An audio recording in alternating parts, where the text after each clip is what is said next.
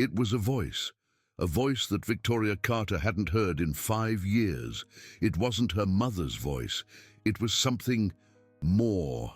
It was her mother responding.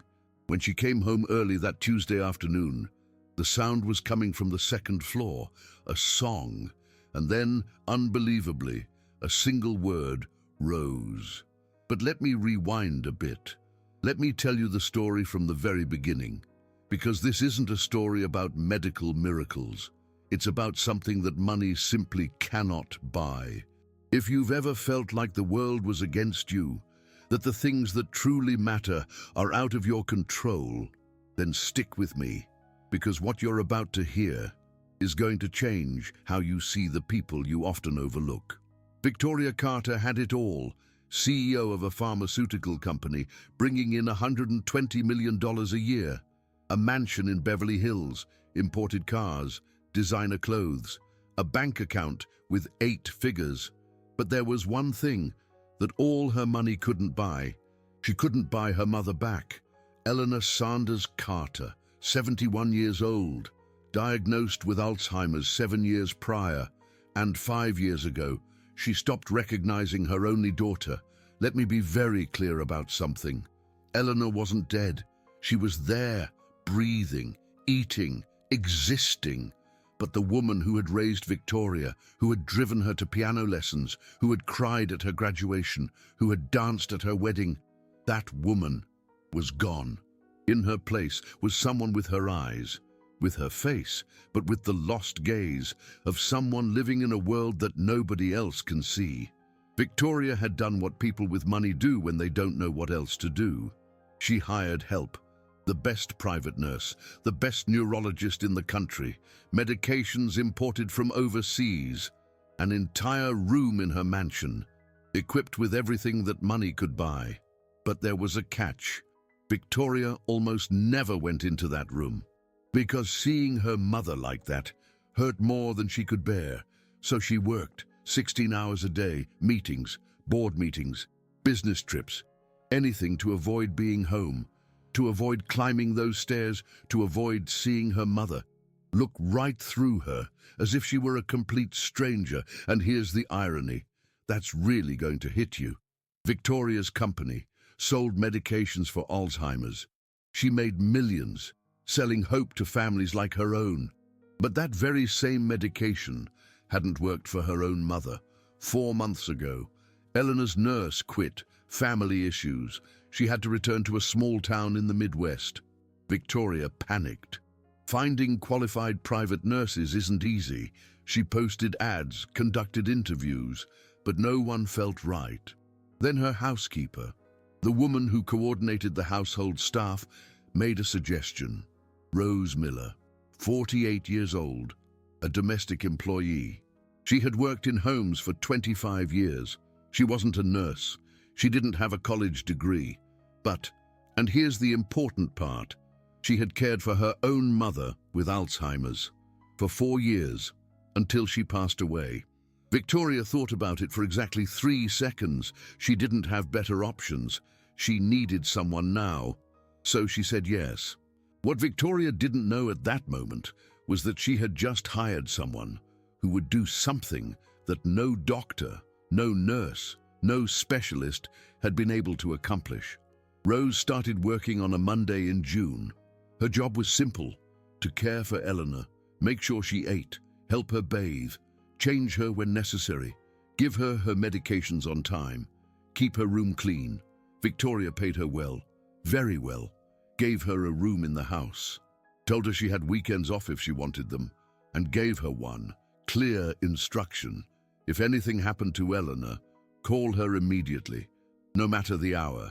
Rose agreed, and for the first 2 weeks, everything went exactly as expected. Rose did her job, Eleanor existed, Victoria worked, and avoided the room on the second floor. But there was something Victoria didn't know, something that Rose did every morning when Victoria left for work at 6:30. Rose waited, listened for the car to drive away, counted to 100 just to be sure, and then she went upstairs. But she didn't go straight to cleaning. She went with something in her hands that no one knew existed. One day, while cleaning Eleanor's closet, Rose had found something in the back, behind old boxes and clothes that no one had touched in years. A wooden box, and inside that box, sheet music, old, yellowed, with handwritten notes in the margins. Can't help falling in love. Stand by me. Amazing grace. You are my sunshine. Rose recognized the songs immediately. They were oldies, classics, music from the 60s and 70s, the music her own mother had listened to. And on the first page of one of the scores, there was a note written in blue ink. Eleanor Sanders, The Hollywood Bowl, September 1972. Rose stared at that note for a long time. Eleanor had been a singer. Not just any singer. She had performed at the Hollywood Bowl, one of the most prestigious venues in the country.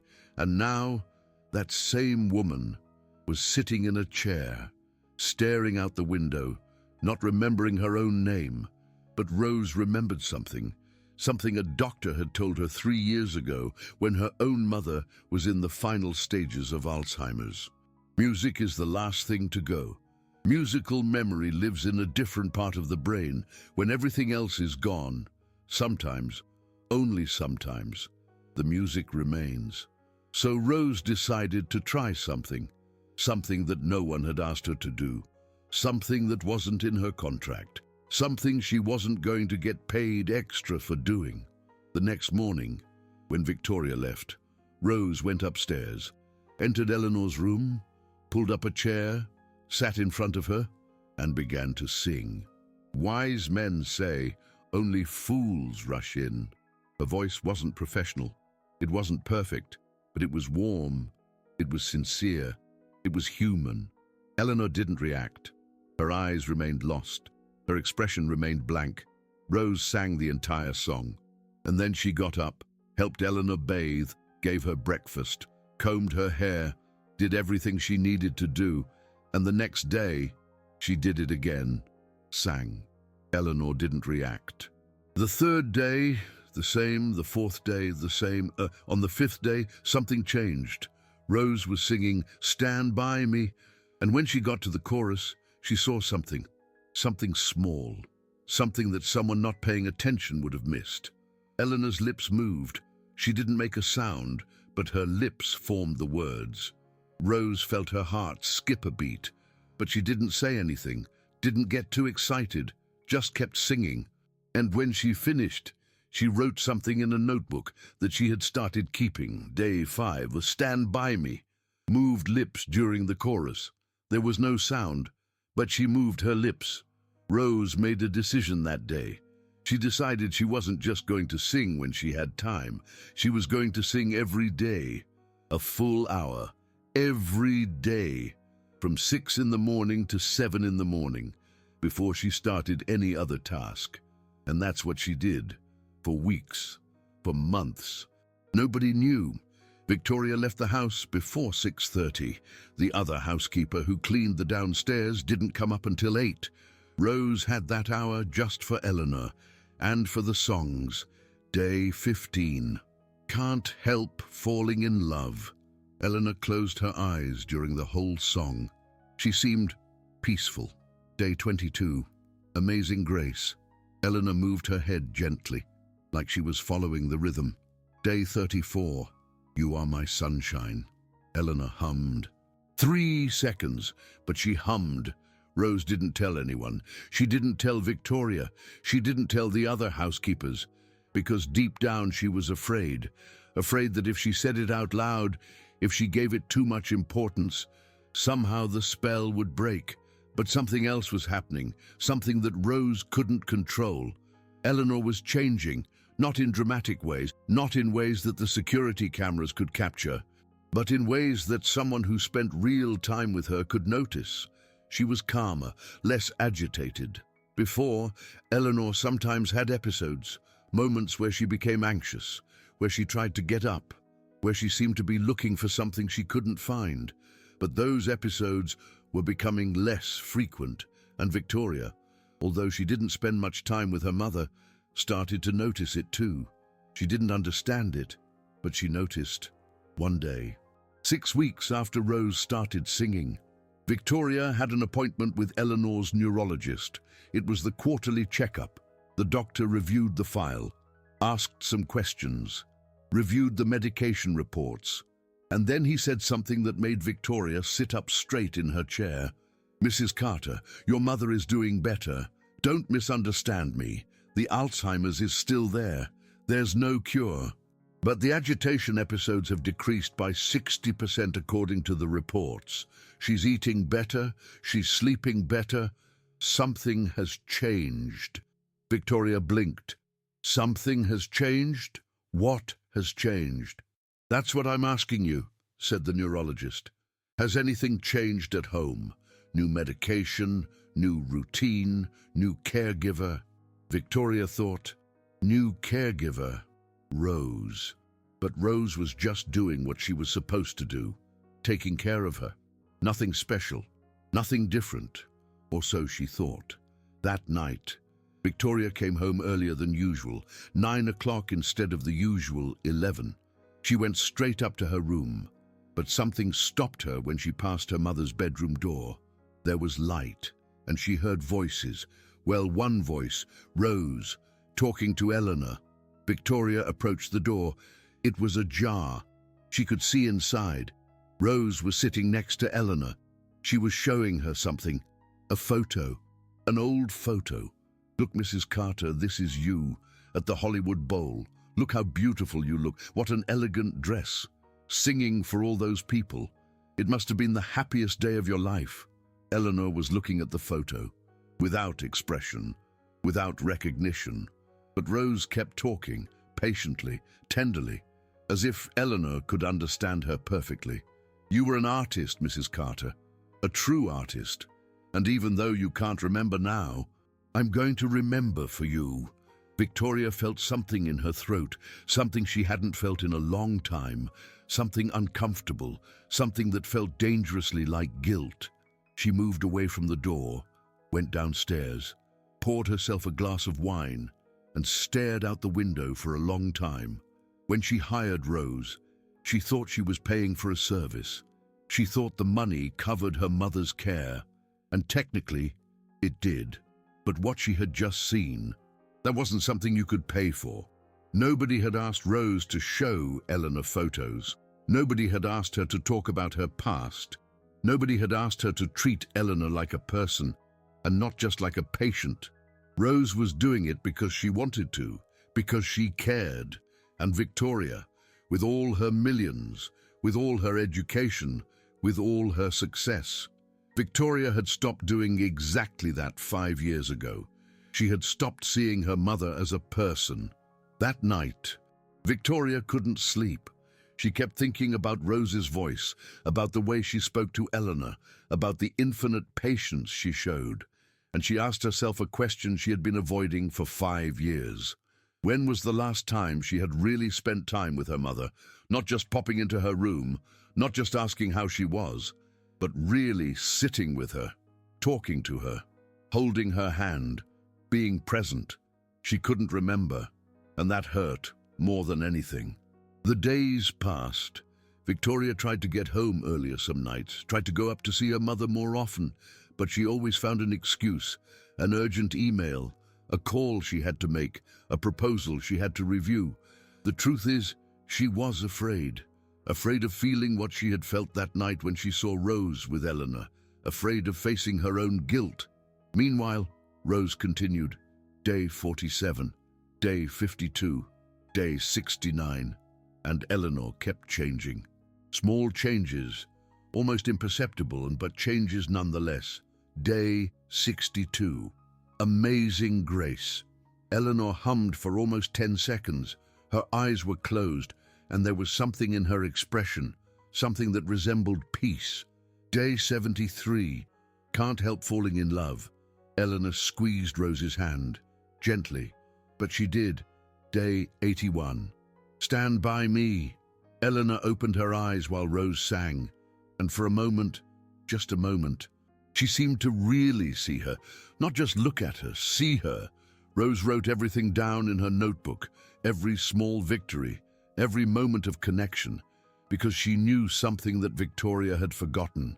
With Alzheimer's, there are no big miracles, there are no complete recoveries, there are no Hollywood endings, but there are moments, small moments of light in the midst of the darkness. And those moments matter. Maybe they matter more than anything else. It was a Tuesday, 3.5 months after Rose started working, day 89 in Rose's notebook. Victoria had an important meeting that morning, 9 o'clock, with investors from the United States. But at 8:45, the team leader sent her a message. 2 of the investors had missed their flight. The meeting was postponed until 11. Victoria stayed in the office, but then she thought of something. Her house was 20 minutes away. She could go, change clothes, have a coffee in peace, and be back by 11. So that's what she did. She left the office, drove home. It was 9:15 when she opened the front door. The house was silent. The downstairs staff had gone to the market. Rose must have been on the second floor with Eleanor. Victoria went upstairs, heading straight for her room. But then she heard it. A sound she hadn't heard in 5 years. A voice, singing. It wasn't Rose's voice. It was another voice, weak, broken, trembling, but singing. Victoria stopped. Her heart began to pound. She crept toward her mother's room. The door was ajar, and what she saw left her completely still. Rose was sitting on the floor, next to Eleanor's chair.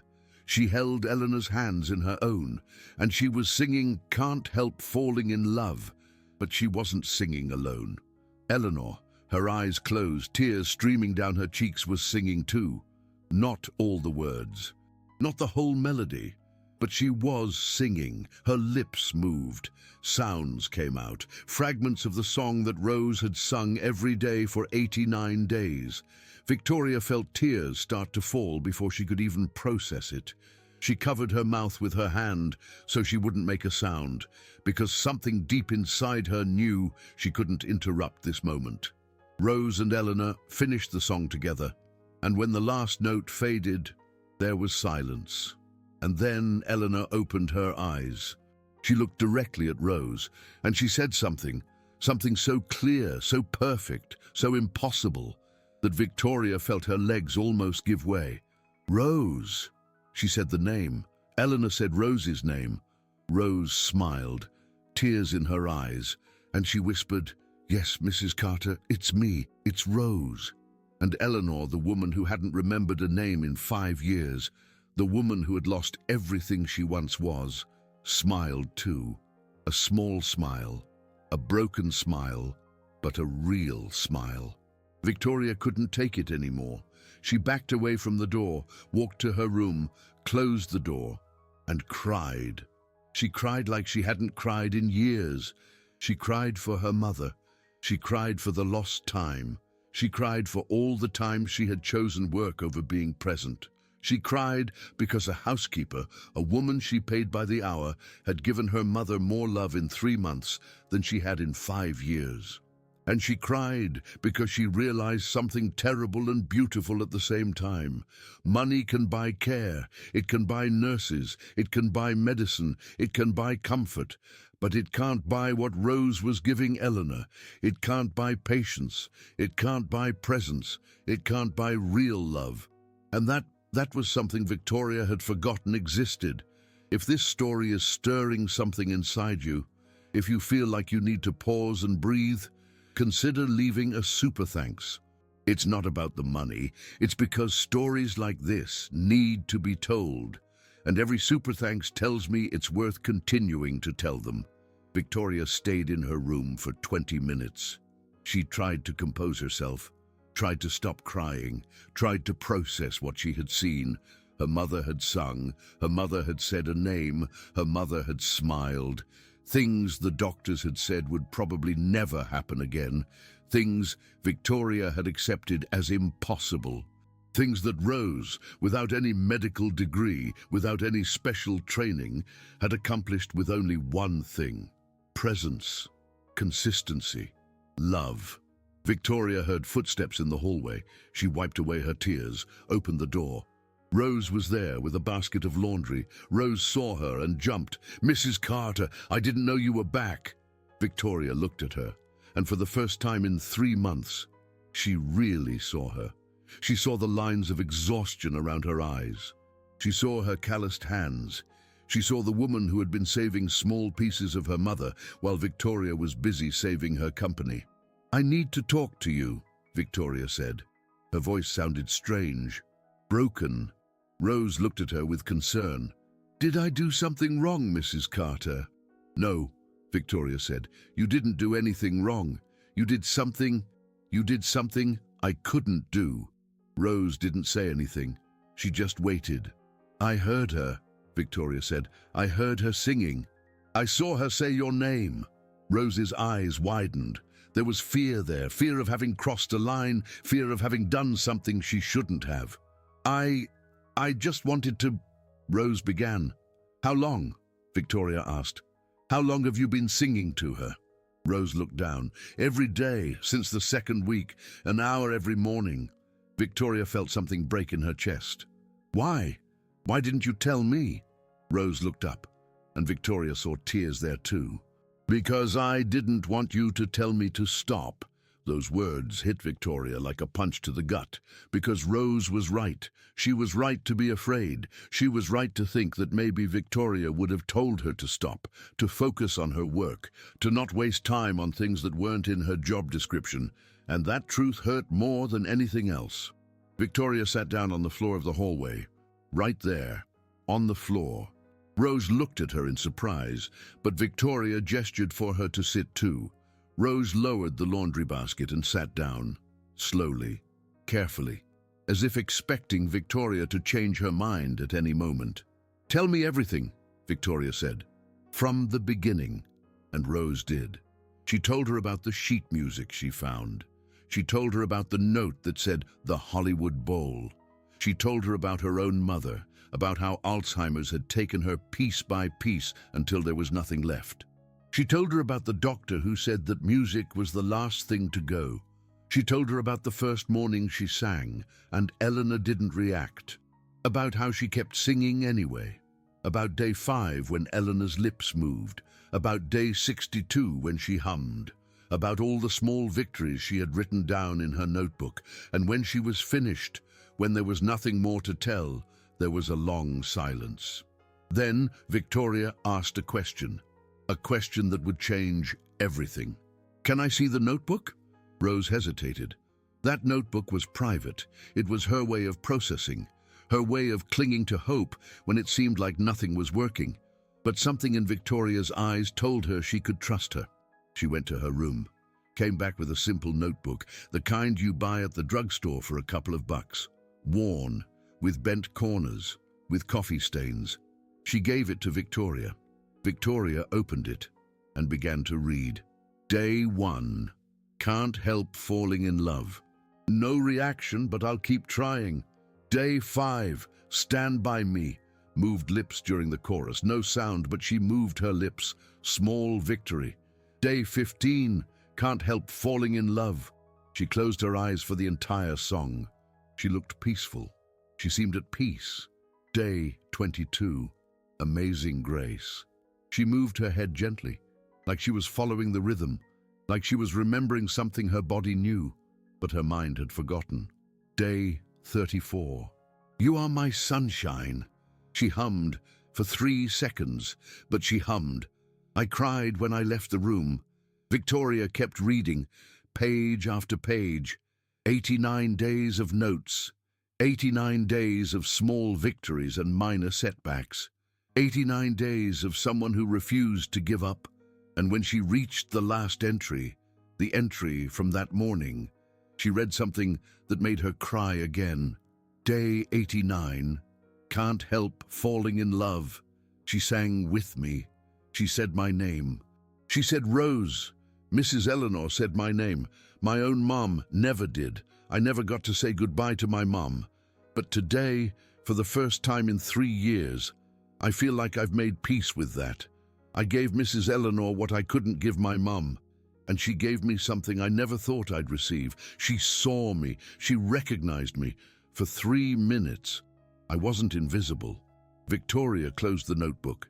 She held it against her chest and looked at Rose. "I'm sorry," she said, her voice cracking. "I'm so sorry." Rose blinked.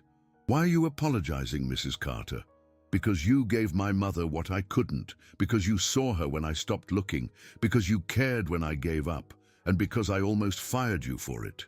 "You're not going to fire me." Victoria let out a broken laugh. "No, I'm not going to fire you, but I need you to teach me. I need you to teach me how to do what you do." Rose looked at her, confused. "I don't understand." "The songs. I want to learn the songs. I want to sing with you both. I want to reclaim even a little piece of the time I've lost." Rose smiled, a small smile, a smile that said, "I thought you'd never ask." "Tomorrow," Rose said. "Tomorrow at 6 in the morning, if you can wake up that early." Victoria nodded. "I'll be there." And that night, for the first time in 5 years, Victoria didn't work until 11. She went to bed at 9, set her alarm for 5:45, and although she had trouble falling asleep when she finally did, she dreamed of her mother. Not the mother in the upstairs bedroom, but the mother who used to sing while she cooked, the mother who hugged her when she was scared, the mother who was still there somewhere deep inside, waiting to be remembered. The next morning, the alarm went off at 5:45. Victoria turned it off. She lay there, in the darkness. For a moment, part of her wanted to stay in bed. Part of her was afraid of what she would feel if she walked into that room. But a larger part of her, the part that had cried yesterday, the part that had read Rose's notebook, the part that was still Eleanor Sanders' daughter, got up, she put on a robe, washed her face, and at 6 o'clock sharp, she went upstairs. Rose was already there, sitting in her chair next to Eleanor. When Victoria entered, Rose looked surprised, but then she smiled. "I brought a chair for you," Rose said. "I put it here last night." Victoria looked. There was a second chair on the other side of Eleanor. Victoria sat down. She looked at her mother.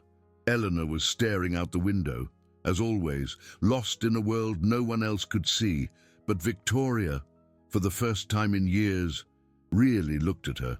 She saw the white hair, neatly combed. She saw the soft, wrinkled skin. She saw the hands that had once held her as a baby, now still in her lap, and she felt something breaking in her chest, something she had kept locked away for 5 years, something that hurt, but also, strangely, felt like relief.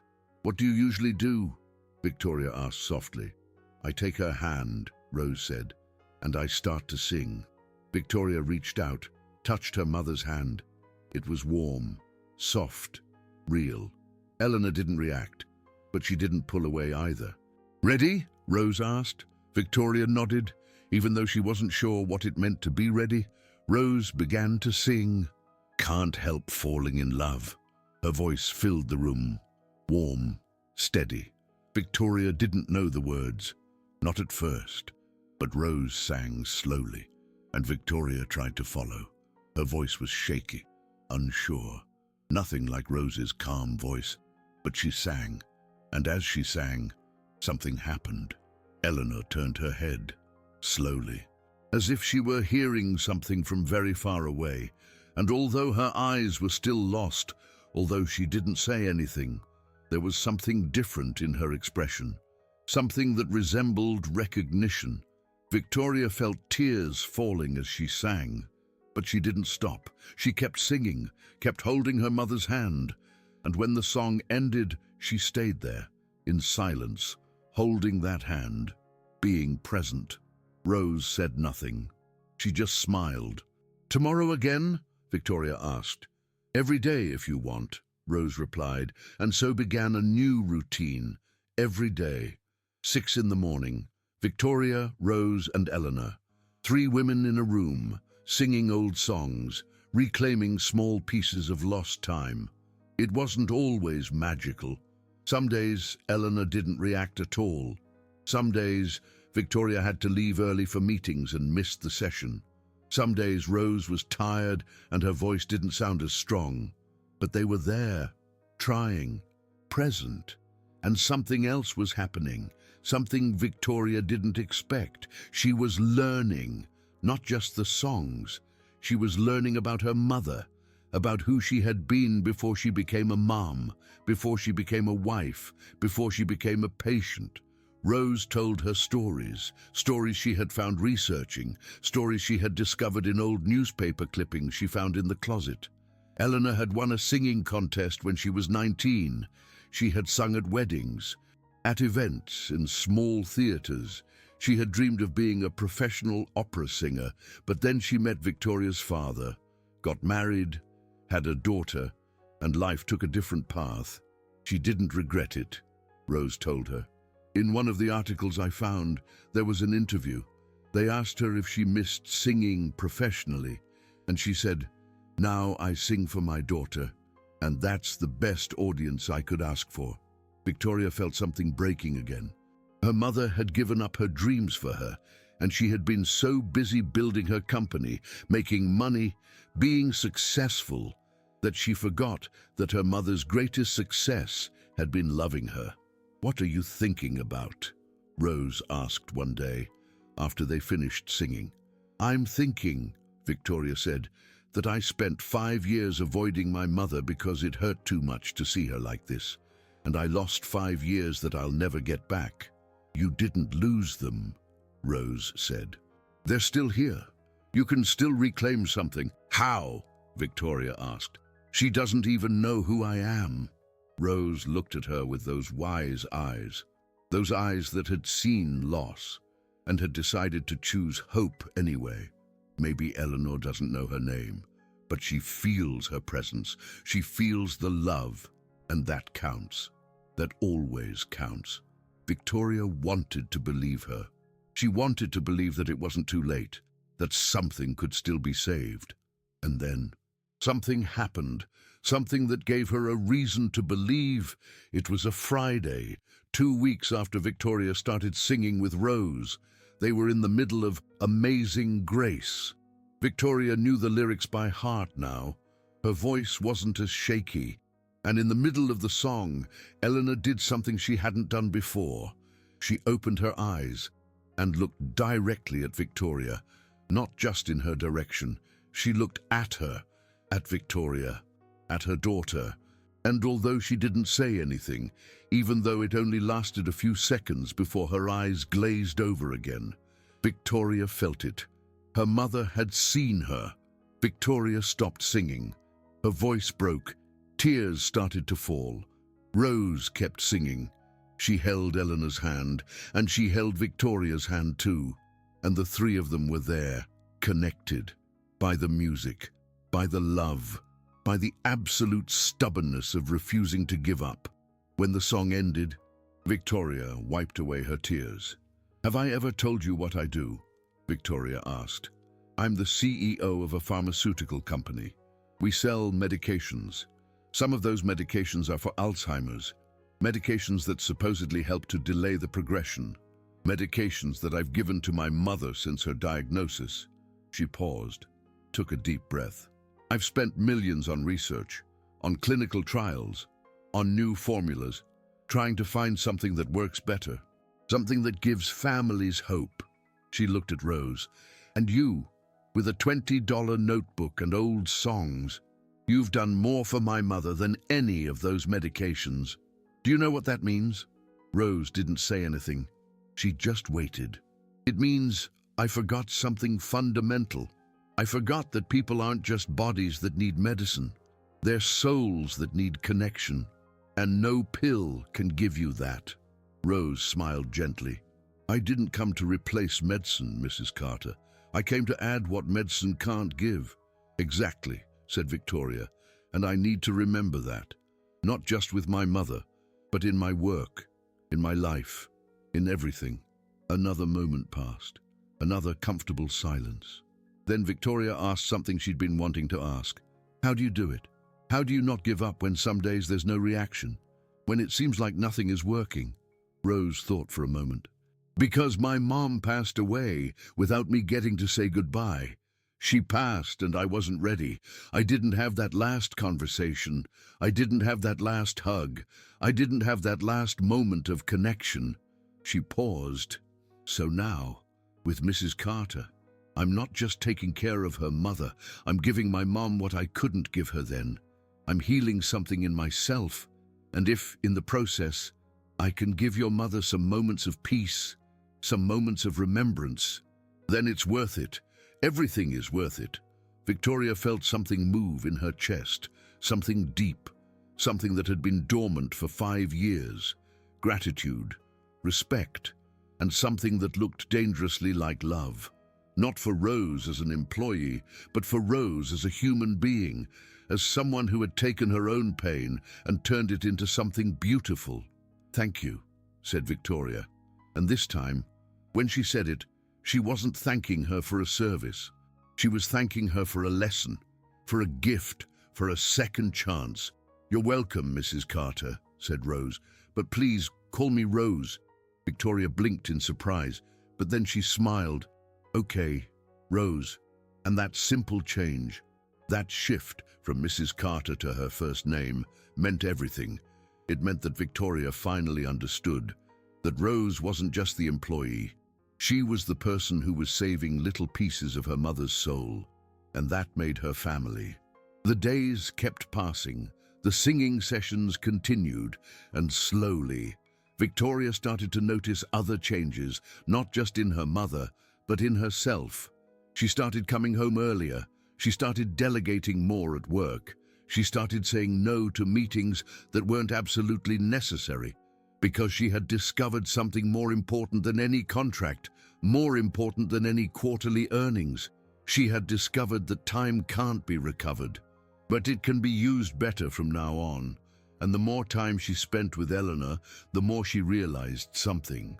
Her mother was still there, not in the way she used to be, not with the same words, not with the same memories, but she was there, in the way she sometimes squeezed her hand, in the way her breathing calmed when she heard music, in the way that, very occasionally, her eyes sparkled with something that resembled recognition. And that was enough. It had to be enough, because with Alzheimer's, there are no happy endings, there are no miraculous recoveries. There's no moment where everything goes back to the way it was before. But there are moments, small moments of light, small moments of connection, small moments where love transcends memory. And those moments, those small and impossible moments, are worth all the pain, all the fear, all the sadness. Because they mean that even though Alzheimer's takes away the memory, it can't take away the love. The love remains. In the songs, in the hands held, in the tears shared, in the stubbornness of two women who refused to let go. What would you do? Seriously, think about it. If someone you love was lost in the darkness of their own mind, would you give up? Or would you sing? Don't lie to me. Don't lie to yourself. Because this question is going to find you someday. And when it does, you're going to remember this story. You're going to remember Rose, and you're going to have to decide what kind of person you want to be. 3 months had passed since that Tuesday. 3 months since Victoria discovered Rose's secret. 3 months of morning sessions. 3 months of shared songs. 3 months of small moments that accumulated into something bigger. And in those 3 months, something happened that no one expected. Not Victoria, not Rose, not the doctors. Eleanor was better, not cured. Alzheimer's doesn't work that way. There's no turning back. There's no full recovery. But she was better. The neurologist had said it at the last checkup. His exact words were, "In 25 years of practice, I've never seen a patient with moderate to severe Alzheimer's stabilize like this. Not just stabilize. There are signs of slight improvement in some areas." Victoria had asked him what could be causing it. The doctor had looked at the file. The medications are the same. The dosages are the same. So it has to be something environmental, something in her daily routine. Has something changed? Victoria had been watching Rose Miller, who was sitting quietly in the corner of the doctor's office.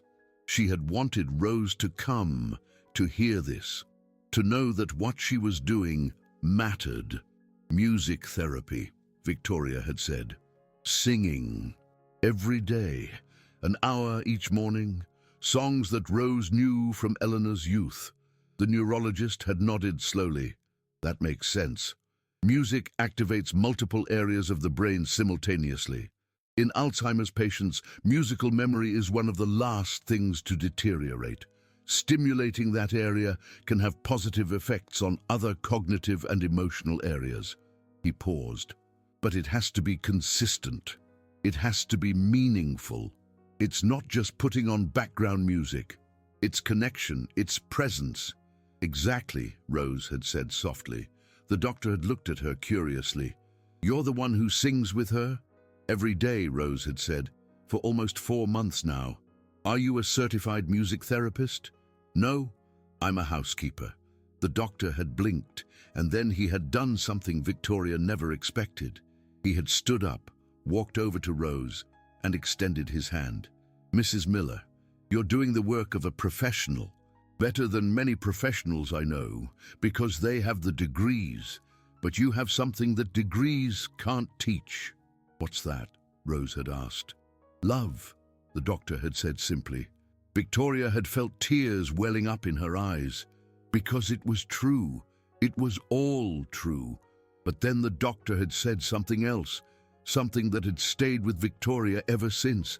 Mrs. Carter, cherish this time. Alzheimer's is progressive. We don't know how long this stabilization will last. It could be months, it could be a year, but eventually the disease will progress. So every moment you have now, every small victory, hold on to it, because those memories are going to have to last for when she can no longer create new ones. Victoria had understood the message. The clock was still ticking. This wasn't a permanent miracle. It was a temporary gift, and she needed to make the most of it. So that's what she did.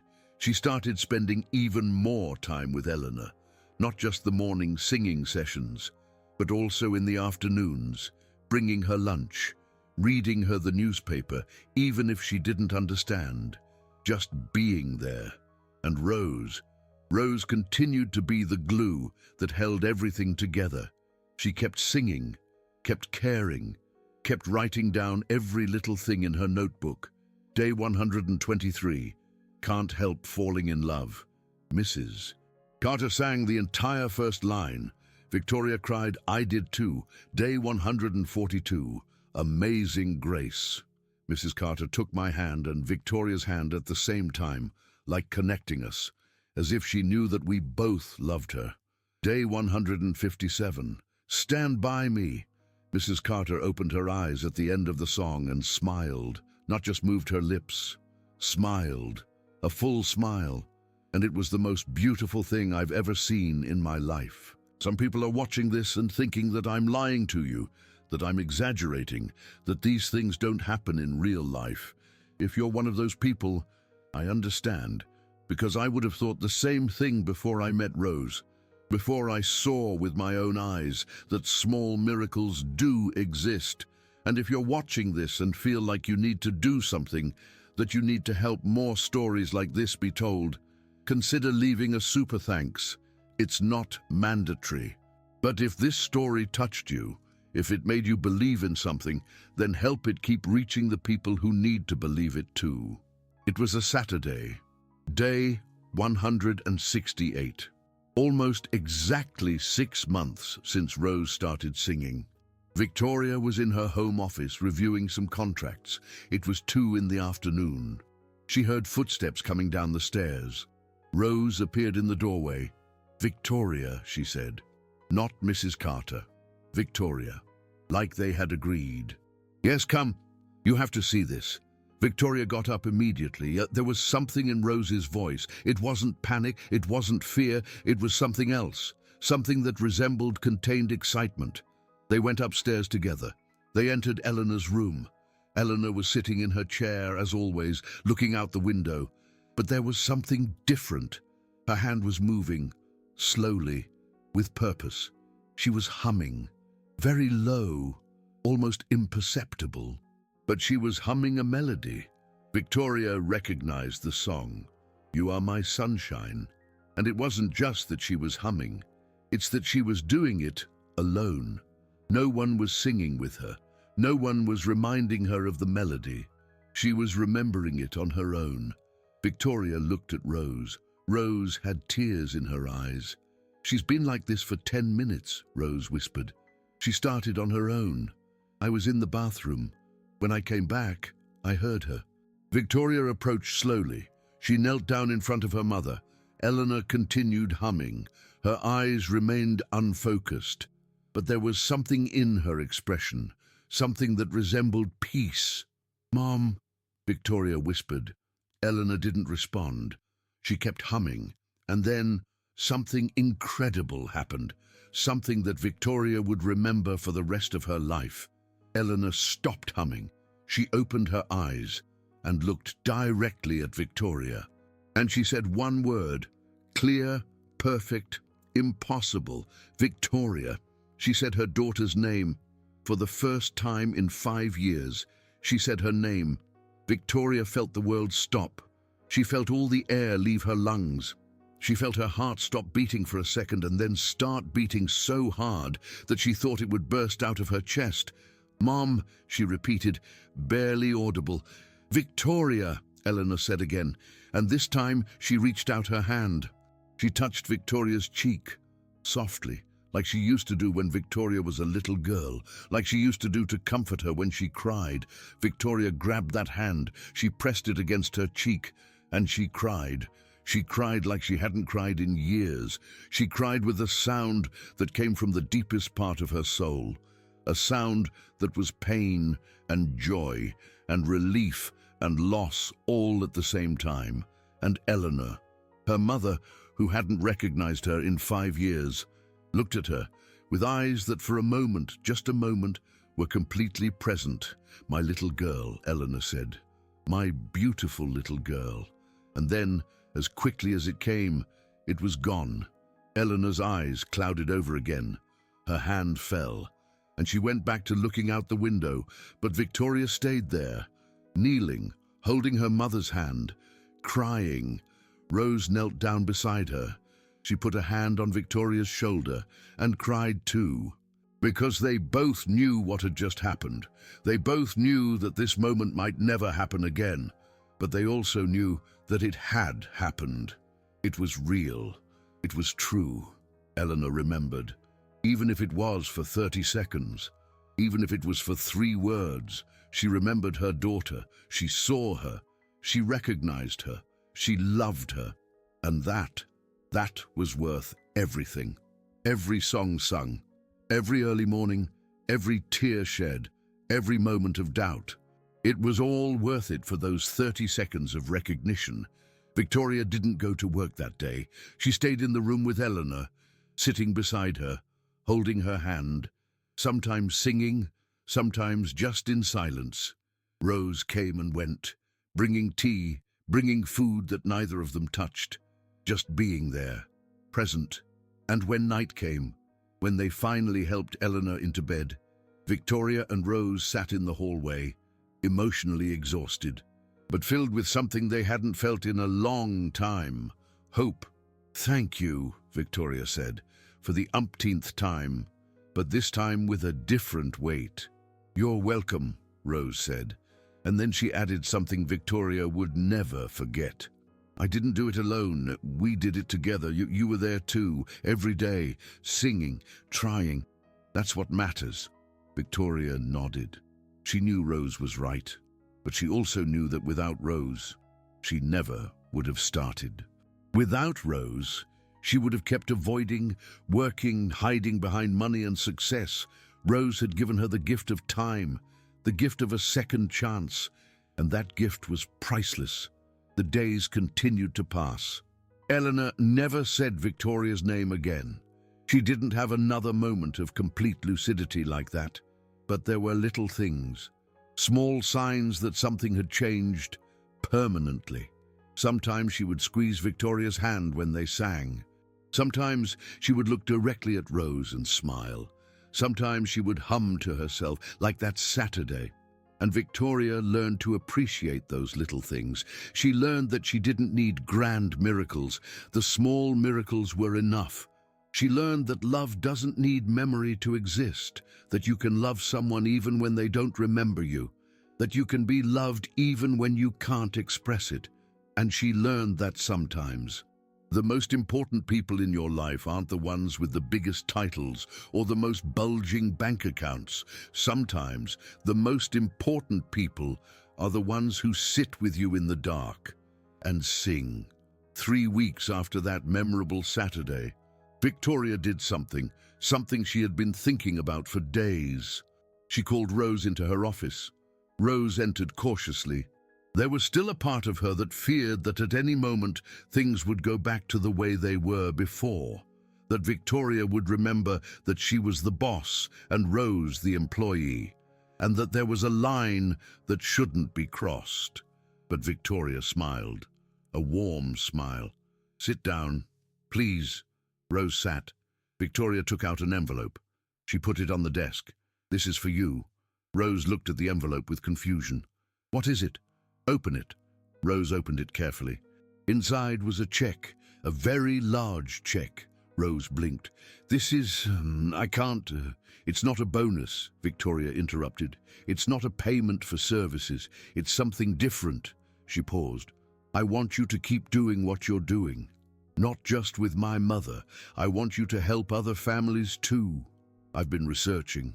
There are very few people who do music therapy for Alzheimer's patients accessibly. Most are expensive. Middle-class families can't afford them." Victoria leaned forward. "I want to found a program, a non-profit, to train people like you, people who have the heart but not the degree, so they can go to homes, to nursing facilities, to hospitals, and do what you did for my mother." Rose stared at her, wide-eyed. "And I want you to run it. I want you to train others, to teach them what you know, to share what you've learned." Rose shook her head. "I'm not a teacher. You only changed my mother's life," Victoria interrupted. "You only gave me back 30 seconds with her that I thought I'd never have. You only proved that love can do what medicine can't. That makes you more than qualified." There was a long silence. "You don't have to decide now," Victoria said. "Think about it. But that money is to get started. For the first year, we can hire more people. We can reach more families. We can help more people like Eleanor." Rose looked at the check again. Then she looked at Victoria. "Why are you doing this?" "Because I learned something," Victoria said. "I learned that true success isn't how much money you make. It's how many lives you touch. And you, Rose, you've touched more lives with your songs than I have with my entire pharmaceutical company." She paused. "It's time for me to use my money for something that really matters. Not to make more money, but to give other families what you gave me, hope." Rose felt the tears falling, not from sadness, but from something much bigger, from the overwhelming feeling that her pain, the loss of her mother, the grief she had carried for 3 years, finally had a purpose. Her mother didn't die in vain. Her pain wasn't wasted, because from that pain was born something beautiful, the ability to help others, to save small pieces of the souls of other mothers, of other daughters. "I accept," Rose said, a voice broken but firm. "I accept." Victoria smiled, and in that moment, the two women, the millionaire CEO and the housekeeper, were no longer boss and employee. They were partners. They were friends. They were sisters on a mission that transcended money and titles. They were two women who had learned that sometimes the most revolutionary thing you can do isn't to build an empire. It's to sit with someone who has lost everything and sing to them until they remember, even if only for a moment, who they used to be. If you haven't felt this, if you haven't gotten goosebumps, if you haven't felt something moving in your chest, then friend, I don't know what to tell you, because this story isn't invented fiction. It's the kind of truth that the world doesn't want you to know. The kind of truth that proves you don't need titles to be important. You don't need money to be valuable. You only need presence. You only need love. You only need to have the courage to stay when everyone else leaves. 6 more months passed. Rose's program had started, small at first. 5 people trained, 10 families served. But it was growing. Victoria had cut her work hours in half. She had delegated responsibilities. She had learned that the world didn't end if she wasn't at every board meeting, and every morning, without fail. She was still there, at 6, with Rose, with Eleanor singing. Eleanor never had another moment like the one on Saturday when she said Victoria's name. The Alzheimer's had progressed a little. She could no longer walk without help. She could no longer feed herself. The clock kept ticking, but there was something different now. There was peace in the room, in Eleanor, in Victoria, in Rose, because they had learned something. That the world takes years to teach you, that you can't stop time, you can't reverse illness, you can't get back what's gone, but you can be present for what remains. You can honor every little moment. You can choose love over fear, connection over avoidance, a song over silence. And that, in the end, is all that truly matters. On one of those days, day 223 in Rose's notebook, something simple yet profound happened. They were singing Amazing Grace, all 3 of them, Victoria, Rose, and Eleanor, and when they got to the chorus, Eleanor, with her eyes closed, in a voice that was barely a whisper, sang along with them. Amazing grace, how sweet the sound, that saved a wretch like me. She didn't sing perfectly. She didn't sing all the words, but she sang. And in that moment, she wasn't an Alzheimer's patient. She wasn't someone who had lost her mind. She was Eleanor Sanders, the singer, the mother, the woman who once dreamed of big stages and learned that the most important stage was her daughter's room. And when the song ended, the 3 of them remained in silence, holding hands. 3 women connected by something stronger than memory, stronger than illness, stronger than time, connected by a love that sings, a love that doesn't give up, a love that finds a way, even when there is no path. Victoria looked at Rose. Rose looked at Victoria, and both knew without needing words that this was it. This was the miracle. Not big, not dramatic, not like in the movies, just small, just real, just true, and that made it perfect. Now let me tell you where they are a year later, because you need to know that real stories don't end with a clean, perfect ending. They end with life, with continuation, with growth. Eleanor is still there. Her Alzheimer's has progressed. She's now in the severe stage. She can no longer speak. She can no longer walk. She can no longer eat without help. Time kept moving forward, as it always does. But every morning, at 6 o'clock sharp, Victoria and Rose are still there, sitting on either side of Eleanor, holding her hands, singing. And even though Eleanor can no longer sing with them, even though her eyes no longer focus, even though she can no longer say their names, there's something that hasn't changed. When they start to sing, her breathing calms, her muscles relax, a small smile appears on her lips, because the music keeps getting through. Even if everything else is gone, the music remains. Rose's program grew more than anyone imagined. What started with 5 people is now 42 trained caregivers, 42 people who go to homes, nursing facilities, hospitals, singing, being present, giving what money can't buy. And each of them has their own story, their own pain that they transformed into purpose. Mary, 53 years old, lost her husband to Alzheimer's 2 years ago. Now she sings for the husbands of other women. Joe, 46 years old, cared for his father with dementia for 5 years. Now he helps other men do what he had to learn alone. Carol, 60 years old. Her sister had early onset Alzheimer's. She died at 58. Now Carol dedicates her retirement to honoring that memory by helping others. 42 stories, 42 pains transformed into healing. 42 people who decided that their suffering would not be in vain. Victoria transformed her company too. She didn't close it. She didn't leave the pharmaceutical business, but she changed the focus. Now, a significant portion of the profits goes to Rose's program, and her company started researching not only medications, but also complementary therapies, music, art, human interaction, because Victoria learned something that business schools don't teach, that the true legacy isn't how much you earn, it's how much you give. It's how you use what you have to make the world a little less dark. And Rose is still the same humble person she always was. She declined the title of director.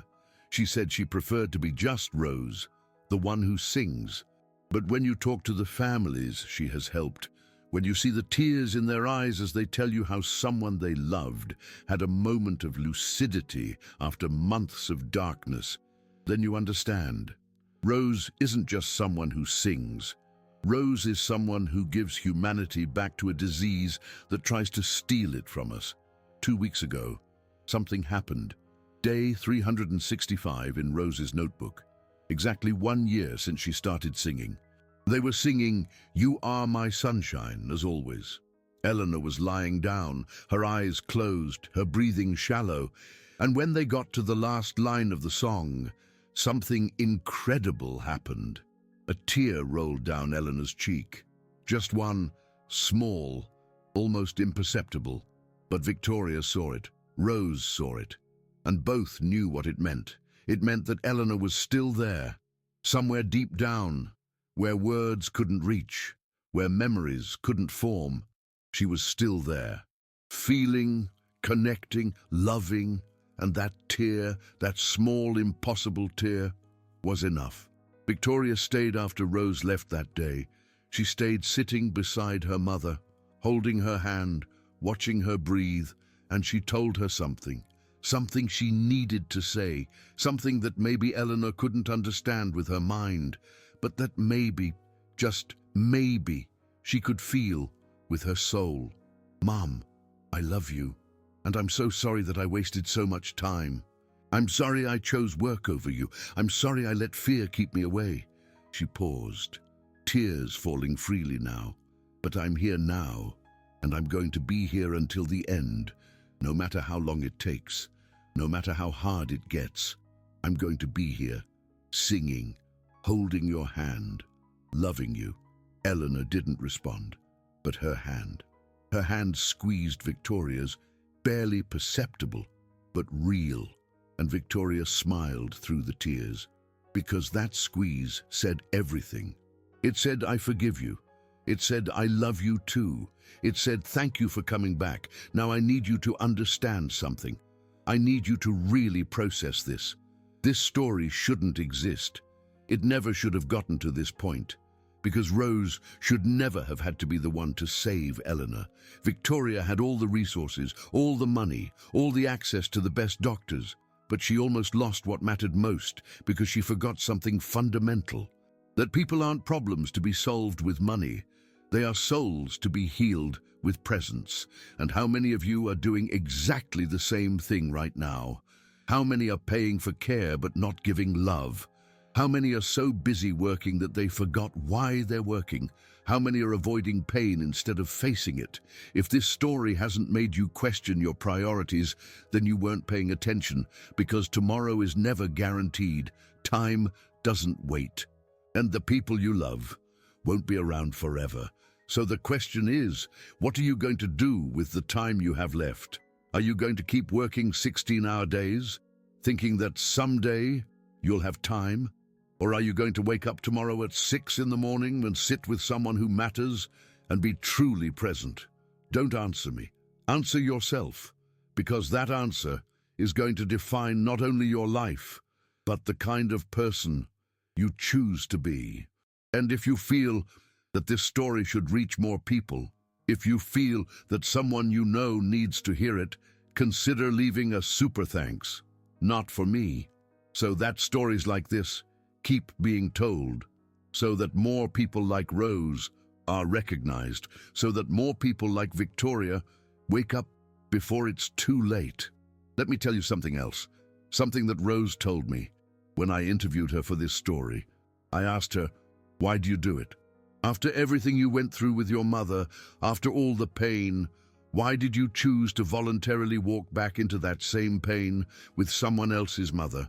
And she looked at me with those wise eyes that have seen too much suffering and too much beauty. And she told me something I will never forget. Because pain has two options. You can let it harden you, let it close you off, let it turn you into someone bitter who builds walls so they never get hurt again. Or you can let it open you, let it soften you, let it turn you into someone who understands the suffering of others because you've lived it. And when you choose that, when you choose to turn your pain into empathy, then the pain wasn't in vain, then it meant something. She paused. My mother is gone. I can't sing for her. I can't hold her hand. I can't have one last conversation, but I can give that to other daughters. I can give them the gift that I never had. And when I do, when I see someone like Victoria cry because her mother said her name after 5 years, then my pain was worth it, because from my darkness came someone else's light. That's what separates ordinary people from the extraordinary, not the titles, not the money, not the success. It's what you do with your pain. It's if you let it destroy you, or if you use it to build something beautiful. And Rose, a housekeeper with no college degree, no certifications, with nothing but a broken heart that she decided to turn into a tool for healing, is more extraordinary than any CEO I've ever met, because she understood something that the world takes decades to teach, that true power doesn't come from what you have, it comes from what you give. That true wealth isn't in your bank account, it's in the lives you touch. That true success isn't measured in profits, it's measured in moments, in smiles, in shared tears, in hands held, in songs sung when no one else is watching. Today, as I'm writing this, Victoria sent me a message. She told me that her mother Eleanor passed away last night peacefully in her sleep, and she told me something else. She said that, just before the sun came up, she and Rose were there, singing, as always, and that when they finished the last song, when they sang the last note of "You Are My Sunshine," Eleanor exhaled and didn't inhale again. She went with music, she went with love, she went holding the hands of the two women who refused to let her go alone in the darkness. And Victoria told me, I'm not devastated. Obviously it hurts. Obviously I'm going to miss her, but I'm not devastated because I had this last year. I had those moments. I had that second chance that I almost wasted. And if Rose hadn't been there, if Rose hadn't sung, if Rose hadn't taught me that there was still time, I would have lost all of that. I would have lived the rest of my life with that regret. But I didn't. Thanks to Rose, I didn't. And now, Victoria is continuing the program, not as something she does because she should, but as something she does because her mother deserves that legacy, because Rose deserves that recognition, because there are thousands of Eleanors out there who need someone to sing. What story are you going to tell it when you get to the end? Are you going to say that you were too busy, that you had too much work, that money was more important? Or are you going to say that you chose love, that you were present, that you sang, that you didn't give up? Because in the end, when everything is gone, when money doesn't matter, when titles are irrelevant, the only thing that's going to matter is this: did you love well? Were you present? Did you give your best to the people who mattered? And if the answer is no, you still have time to change it. You can still wake up tomorrow and choose differently. You can still call that person you've been avoiding. You can still sit with whoever is suffering. You can still sing your song, but you have to choose it. No one is going to choose it for you. No one is going to force you. No one is going to remind you until it's too late. So choose now, today, in this moment, because tomorrow is not guaranteed, and regret is a weight that no one should carry. This story is over, but your story is still being written, and the next chapter that depends completely on what you do in the next 24 hours. So go, call someone, visit someone, sit with someone, sing with someone, and when you do, when you finally understand what Rose and Victoria learned, think about this story. Think about a housekeeper who decided that love was more powerful than oblivion, and believe that small miracles exist. Believe that it's never too late. Believe that your presence matters, because it does matter more than you know, more than you imagine. And if you learned something from this story, if it changed you, even a little, leave me a comment. Tell me what you're going to do differently. Tell me who you're going to call. Tell me what song you're going to sing, because I need to know that this mattered. I need to know that the time I spent telling this story was worth it. I need to know that Rose and Victoria and Eleanor are going to live on in your memory and in your actions. And if you really want to help, if you really want to make a difference, leave a super thanks, because every cent is going to tell more stories like this. It's going to recognize more people like Rose. It's going to awaken more people like Victoria. Thank you for listening. Thank you for being present these minutes. Thank you for allowing me to enter your life with this story. Now go, live, love, sing, because life is too short to spend in silence, and the people you love deserve your song, even if they don't remember the lyrics. Even if they can't sing along with you anymore, your song still matters. It always matters. Never forget that. Goodbye.